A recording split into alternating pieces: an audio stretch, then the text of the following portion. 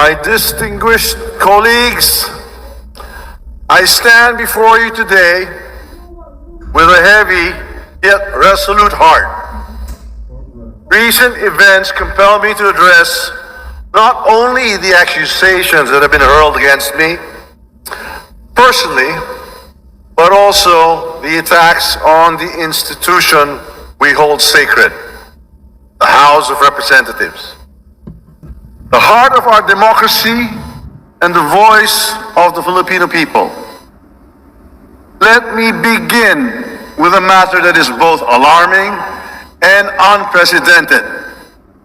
The Vice President of the Republic of the Philippines, Sara Duterte, admitted to contacting an assassin to kill President Ferdinand R. Marcos Jr., First Lady Luisa Araneta Marcos, and myself. Let me be clear. Hindi na to biro. Hindi na to normal na panalita. Isa itong direktang banta sa ating demokrasya, sa ating pamahalaan, at sa seguridad ng bayan.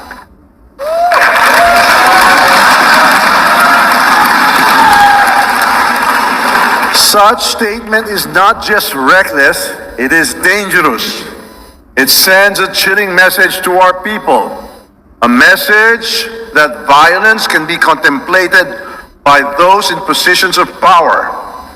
This is not just an affront to the individuals targeted, it is attack on the very foundation of our government. It is an insult to every Filipino who believes in the rule of law and the sanctity of life. Violence has no place in our society. It is irreconcilable with the values that have taught and guided us for years. Values of respect and amicable, peaceful conflict resolution. We cannot let this pass as mere rhetoric. The gravity of such confession demands accountability. It demands answers. It demands that we, as the representatives of the Filipino people, take a stand to protect our democracy from any and all forms of threats. The actions of the Vice President will go down in the annals of history like a nightmare that will haunt our people for generations. And this House will do whatever we can to protect the dignity of this institution and the 100 million Filipinos we represent.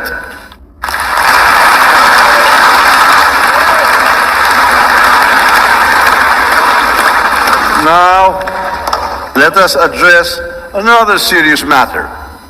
The Vice President's unfounded and baseless accusations that I am plotting to destroy her because of alleged political ambitions for 2028 elections. My colleagues, these accusations are not only untrue, they are a desperate attempt to distract from the real issues at hand. Malinaw ang katotohanan. Ang trabaho ko bilang speaker ay maglingkod, hindi manira. Ang politika na paninira ay hindi kailanman naging bahagi ng aking prinsipyo.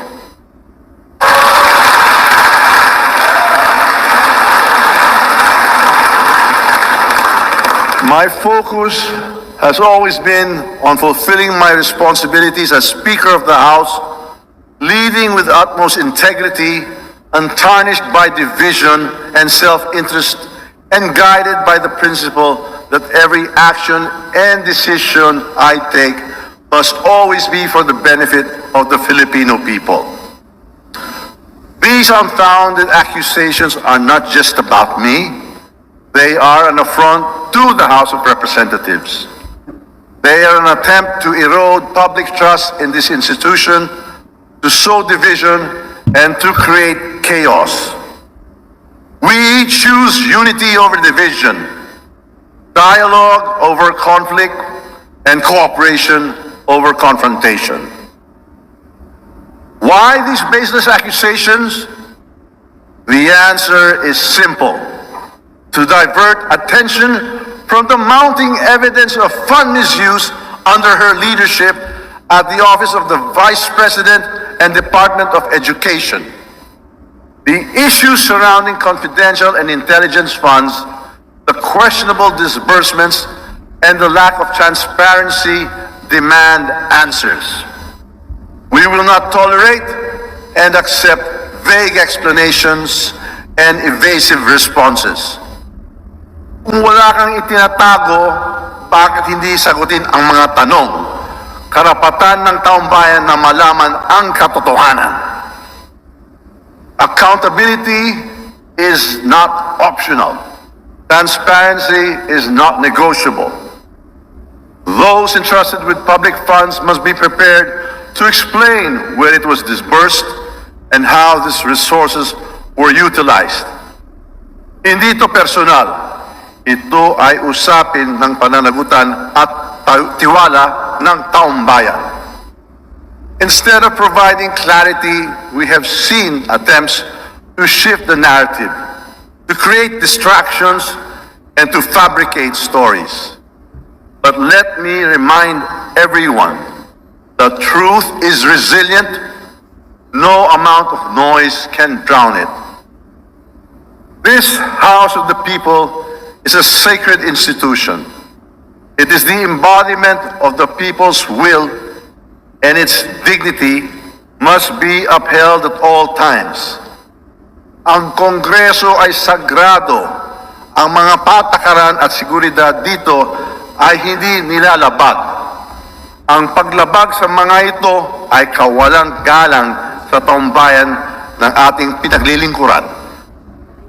Disrespect for the protocols, security measures, and leadership of this institution is not just a breach of rules, it is a breach of trust. To mock our protocols, to defy our orders, and to malign our leaders is to disrespect the Filipino people who elected us to serve. This House operates on the principles of the rule of law, transparency, and accountability. These principles are the bedrock of our democracy. To undermine them is to weaken the foundation upon which our nation stands. My colleagues, I call on you to stand with me in defending this institution.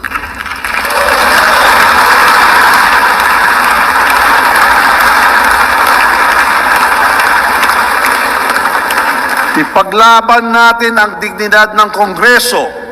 Ipaglaban natin ang katotohanan. Ipaglaban natin ang ating demokrasya.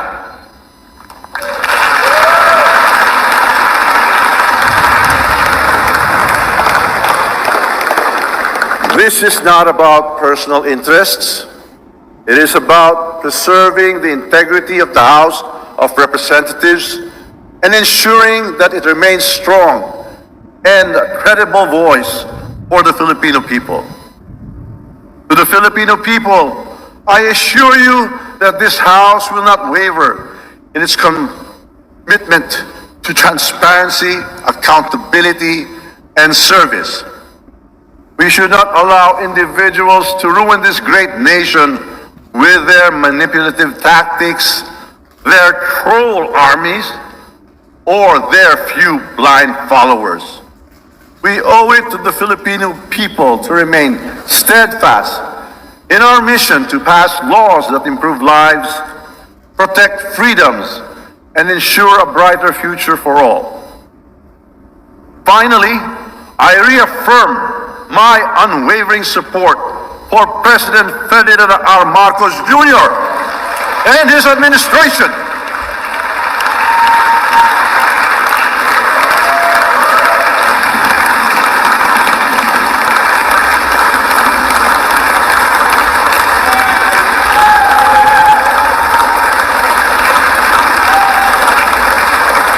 Together, we will continue to advance the reforms and policies that will lead us to economic recovery, national security, and a more equitable society. Ang laban na ito ay hindi tungkol sa akin, hindi tungkol sa inyo, kundi para sa ating bayan at sa kinabukasan ng bawat Pilipino.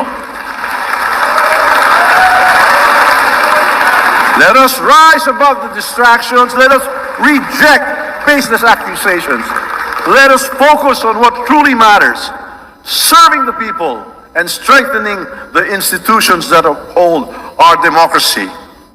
Let us stay focused, steadfast, and committed to the great job we are doing. It is indeed my honor and privilege fighting this battle with and for all of you. Thank you, and may God bless the Philippines. Mabuhay ang Kongreso! Mabuhay ang sambayang Pilipino!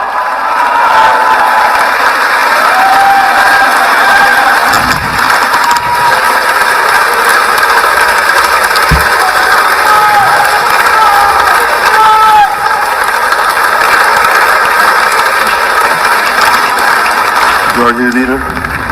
Mr. Speaker, I move to suspend session for a few minutes. Session suspended.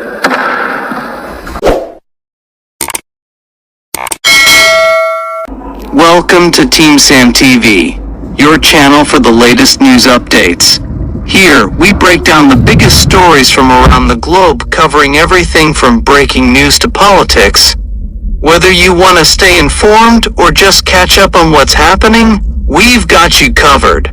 So, don't forget to subscribe and hit that notification bell so you never miss out on the latest news. Join the TeamSam TV family, and let's explore the world together, one update at a time.